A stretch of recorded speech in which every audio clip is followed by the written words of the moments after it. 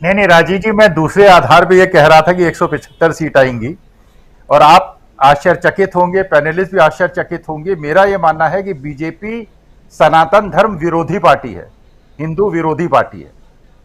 देखिए, जिनको भी थोड़ा भी सनातन धर्म का ज्ञान है, हनुमान जी को कहा जाता है संकट मोचक। वो संकट जब होता है तब हम लोग हनुमान जी को याद करते हैं। जब हम किसी शुभ कार्य की तरफ बढ़ते हैं तब हम याद करते हैं श्री गणेश को, और श्री गणेश को याद करते हैं कि जो हम सफलता की ओर बढ़ रहे हैं, प्रभु हमें आशीर्वाद दीजिए। और जब हम समस्या में पड़ते हैं, जब हम परेशानी में पड़ते हैं, तो हम बजरंगबली को याद करते हैं। तो मेरे ख्याल से जो उनके स्ट्रेटेजिस्ट हैं वो बिल्कुल सनातन धर्म के बारे में उन्हें कोई ज्ञान नहीं है। तो मुझे ये नहीं लग रहा है कि पोलराइजेशन जो होगा वो अल्पसंख्यकों में होगा। जिनको भी सनातन धर्म का थोड़ा सी भी ज्ञान है, मुझे ऐसा लगता है उनका पोलराइजेशन राहुल गांधी की तरफ होगा। क्योंकि मुझे ऐसा लगता है कि हिंदू कौन होता है?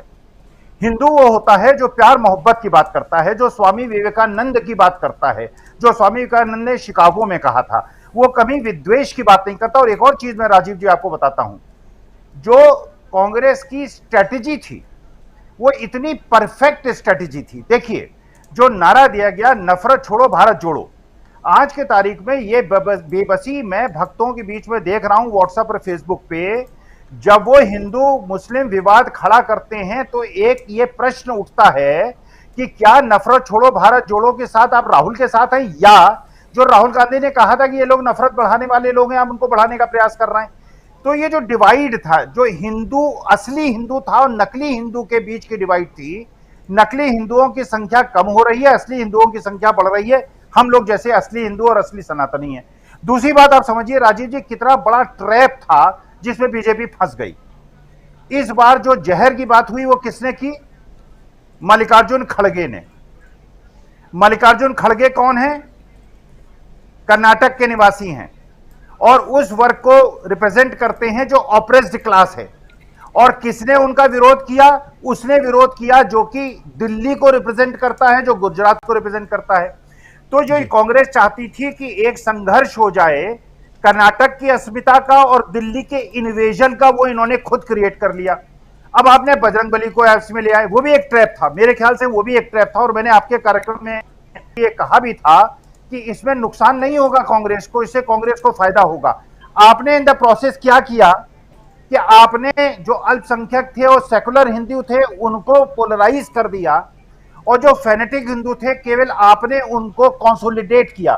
आपने एडिशन कोई नहीं किया।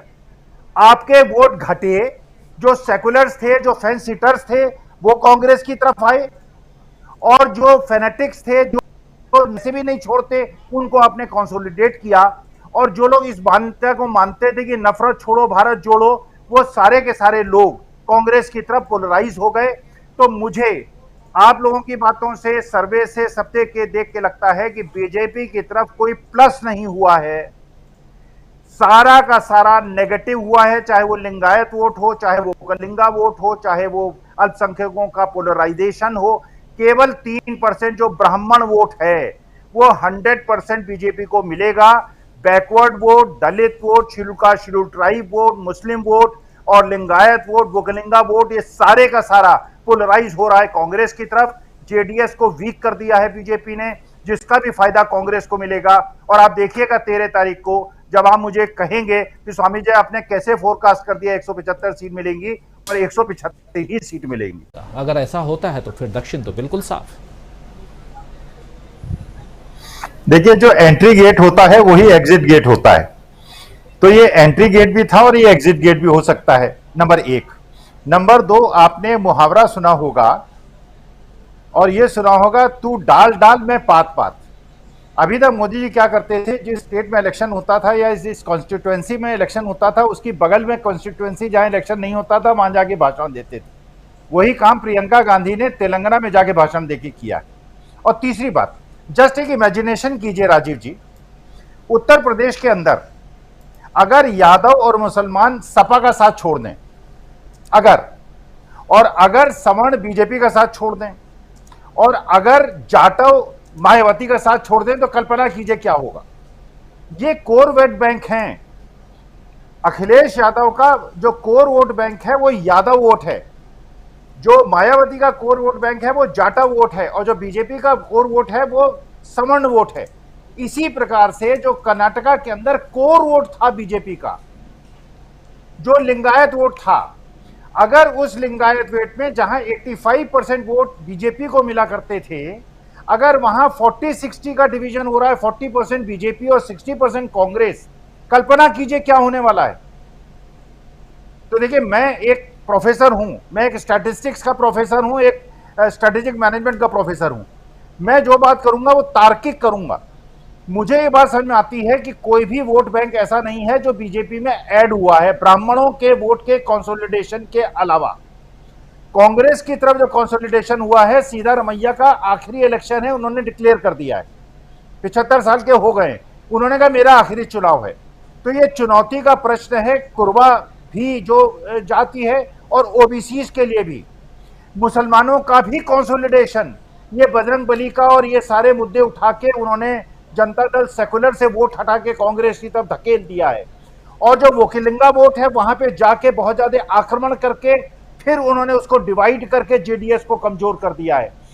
तो क्योंकि जो कोर वोट बैंक है, कोर वोट बैंक था लिंगायत, वो इस बार बुरी तरह से डिवाइड हुआ है। और जो आपने गणना की थी 2 दिन पहले, मैंने भी गणना की थी, मैं ये स्पष्ट, मेरी अपेक्षा है मेरे तार्किक रूप में कि 12% का वोट गैप का होगा।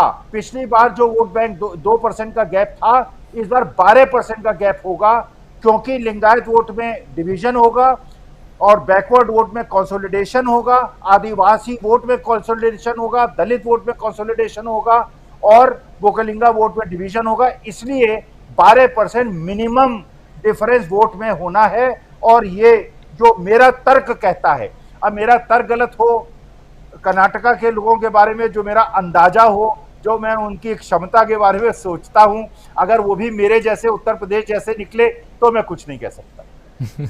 जी, पढ़े लिखे लोग हैं, समझदार लोग हैं कर्नाटक के, और वो जानते हैं अपने वोटों, अपने मतदान का। जी नहीं, बिल्कुल। तो अपने मत का प्रयोग बहुत सोच समझ के करते हैं वो लोग, और यही कारण था कि पिछली बार, और अपने पुराने ट्रैक देखिए, अभी तक के पिछले 40 साल के रिकॉर्ड देखिए, तो साफ समझ में आता है कि बहुत ही समझदारी के साथ वोटर्स वोट करते हैं, इसमें कोई दो राय नहीं है। सुनील शुक्ला जी, क्लोजिंग कमेंट के लिए आपके पास आना चाहता हूं। और बहुत सारी, सुनील शुक्ला जी, बहुत सारी बातें यहाँ हो रही हैं, तार्किक रूप से सारी बातें पटरी पर हैं, यानी कि बिल्कुल सही दिशा में जाती हुई दिखाई दे रही हैं।